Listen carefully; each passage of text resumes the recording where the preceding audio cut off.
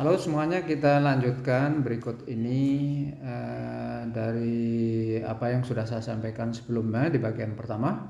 Sekarang ini adalah ingin menjawab pertanyaan why not grammar, gitu kan? Karena di awal sudah disebutkan learning language is essentially learning vocabulary, not grammar.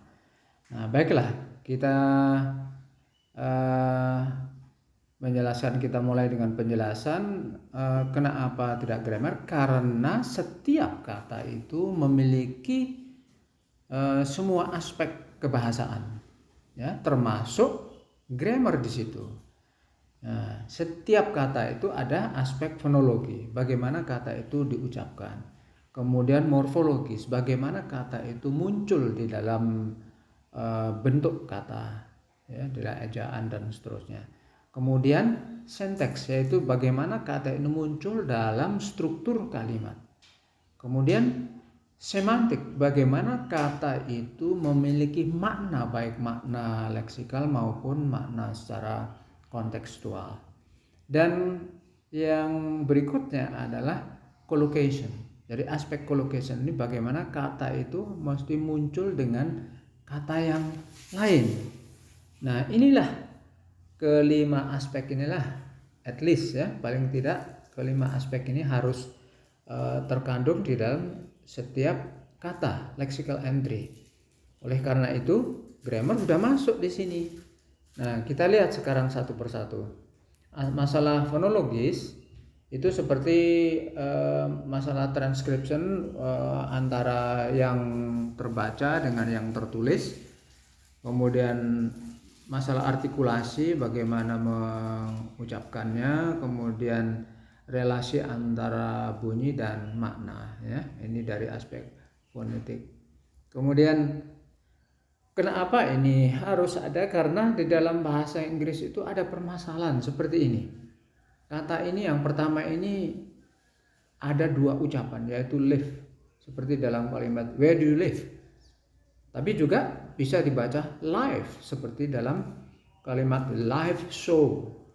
Kemudian yang berikutnya ini juga dua, read, I read newspaper, jadi dalam bentuk present, dan read dalam bentuk past tense. Tapi tulisannya sama, ejaannya sama. Juga kata berikutnya ini double O itu bisa bunyi U seperti dalam kata book, look, took. Tetapi di kata lain bunyinya A seperti dalam kata blood, flood. Kemudian O1 ini, O ini bisa bunyi A seperti dalam kata sun, want, month, done. Tapi juga bisa berbunyi lain seperti dalam kata pot, rock, pork, frog. Dan juga O seperti bone, tone, phone. Dan seperti dalam kata reckon, second, factor. Nah, sementara itu simbol U bisa terbaca bunyi A seperti dalam kata bat, mat, sak, bab. Tapi di kata-kata yang lain bunyinya U seperti put, push, bush, June. Nah, di kata yang berikutnya juga berbunyi yaitu bus, burn, turn, push. Nah, inilah masalah fonetik dalam bahasa Inggris tuh. Nah, selanjutnya kita juga menemukan berbagai masalah dengan aspek morfologis, yaitu ortografi, bidang leksik dengan word form, dan relasi antara form dengan meaning. Ini kalau kita bahas banyak sekali ini masalah-masalah ini, ya. Kita lanjut sekarang dengan aspek sintak, yaitu bagaimana kata itu muncul di dalam kalimat. Seperti kata kerja itu bisa transitif, bisa intransitif, dan bisa juga muncul dengan animate, inanimate subject, bisa juga muncul dalam transitif yang strict, kemudian ada juga yang strict intransitif, tapi ada juga yang dua-duanya, ya, yang disebut pseudo intransitif. Mari kita lihat tayangan berikutnya. Kata reading, I'm reading a newspaper in the library. Nah, ini kalimat transitif. Tapi bisa juga muncul I'm reading in the library, tidak ada objeknya, ya kan? She's eating an apple in the classroom. Ada objeknya apple. Tapi juga bisa muncul tanpa objek seperti she's eating in the classroom. Nah, kemudian yang strictly transitive itu yang harus ada objek. Itu seperti dalam kalimat dari kata contains. The report contains a true story. The report contains tidak bisa. She put her glasses on the sofa. She put on the sofa juga tidak bisa. Jadi ini yang disebut dengan strictly transitive. Kemudian sebaliknya juga ada strictly intransitive. He can come and go whenever he likes. She was crying when I called her. The sun rises in the east. The sun sets in the west. Kita perhatikan di kata-kata kerja yang ada dalam kalimat-kalimat ini tidak ada objeknya. Oleh karena itu disebut strictly intransitive karena dia tidak mungkin dimunculkan objeknya di sini. Nah, kemudian yang berikutnya disebut pseudo intransitive, yaitu yang sebetulnya muncul tanpa objek tetapi secara deep structure-nya itu ada objek. Jadi I'm hungry, I'm going to eat now. Tidak ada objeknya nih kan. Tetapi secara semantik ini kan tidak mungkin. Eat itu harus ada objek kan, sesuatu yang dimakan. Nah, kalau tidak ada sesuatu yang dimakan kan tidak ada kata eat itu. Seperti juga kata berikutnya, kalimat berikutnya ini, I don't want to read in the cafeteria, it's noisy. Jadi kata read ini juga there must be something to read ya, sebagai objeknya, tapi di sini tidak muncul. Jadi I don't want to read in the cafeteria, it's noisy. She doesn't speak much but writes very well. Nah, ini juga begitu, speak much ini juga speech ini ada objeknya tapi tidak muncul. Juga kata writes very well, tentu write something ya. Itulah yang disebut dengan pseudo intransitive. Berikutnya ada kata kerja yang bisa muncul dengan subjek animate, yaitu hidup, makhluk hidup, dan juga yang inanimate, yang benda mati. Seperti ini dalam kata read itu bisa muncul I have read this book. Tapi juga bisa muncul this book reads like a horror movie. Jadi buku ini ceritanya seperti film horor gitu ya. Jadi kata reads di sini muncul sebagai kata reads muncul dengan inanimate subject. Kemudian kata sell, I'm going to sell my Toyota van. Ini ada objek subjek animate. Tapi juga bisa muncul dengan subjek inanimate seperti Toyota van sell very well these days. Nah, itulah kata kerja yang bisa muncul dengan animate dan inanimate subject. Kemudian berikutnya ada kata yang bisa muncul dengan struktur kalimat tertentu tetapi tidak pada struktur yang lain. Seperti kata give, he gave the book to me. Itu bisa juga muncul dalam struktur kalimat he gave me the book. Tetapi kata return, he has returned the book to me. Tidak lazim he has returned me the book. Nah, itulah. Ini perbedaan antara kata give dengan kata return dalam bentuk syntactic properties. Jadi properti sintaknya. Juga kata break dengan write, menulis. John broke the window. The window broke. John wrote the letter wrote. Tidak bisa.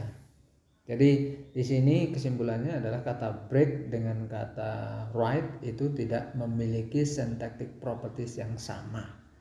Nah, itulah lexical entry tadi itu. Berikutnya kata break ini juga memiliki properti syntax yang lain lagi. Bill broke the cup. The cup breaks easily. Nah, ini berubah nih dari kata kerja Bill broke the cup dengan the cup breaks easily. Yang maknanya itu berbeda kalau diterjemahkan di sini ini berbeda. Jadi kalau pertama Bill memecahkan cangkir itu mudah pecah. Nah, kan beda ini kan. Tetapi kata break di sini tidak sama dengan kata kill properti sintaksnya.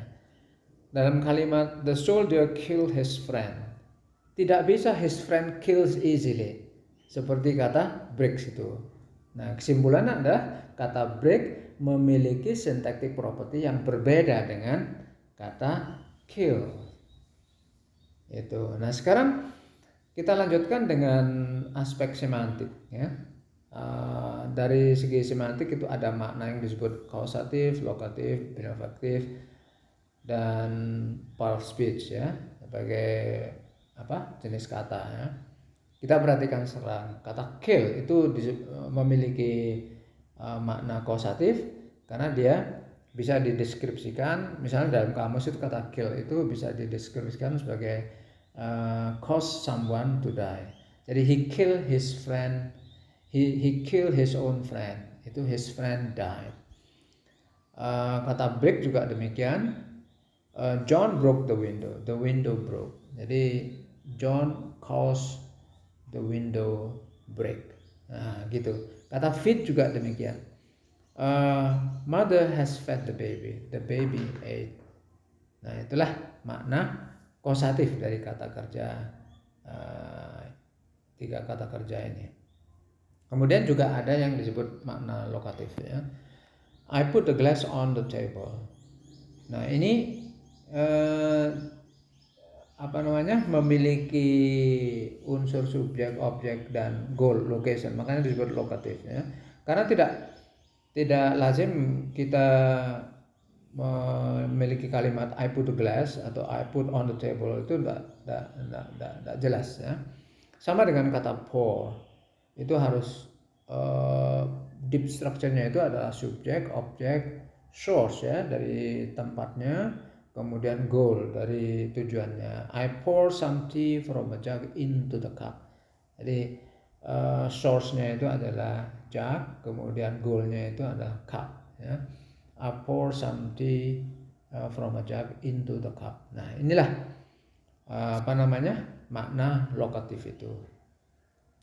Kemudian makna berikutnya yang disebut makna benefaktif, seperti kata give, kata give dan cook di sini ya. Bill gave the book to Sally. Bill gave Sally the book. He cooked some dinner for his children. He cooked his some dinner.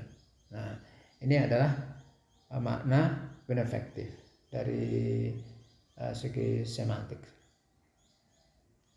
Nah, di samping itu juga ada sifat-sifat lain dari kata, yaitu bahwa kata benda misalnya itu bisa berubah jadi kata kerja di dalam kalimat ini. Seperti kalimat he cupped his hand by the side of his face to block out the light. Jadi ini kata cup, kata benda berubah menjadi kata kerja. Nah, kemudian juga he is learning to milk cows. Ya, kata milk ini biasanya kita pahami sebagai kata benda, minuman, tapi di sini dipakai sebagai kata kerja. He is learning to milk cows.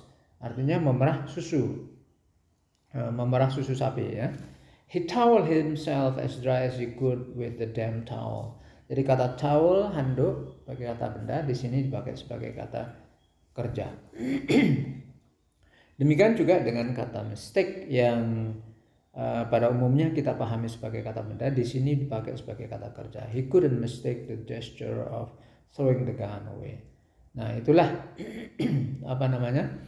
yang disebut dengan denominalized verb tadi. Dan sebaliknya juga ada kata sifat yang berubah jadi kata kerja, seperti kata gray ya.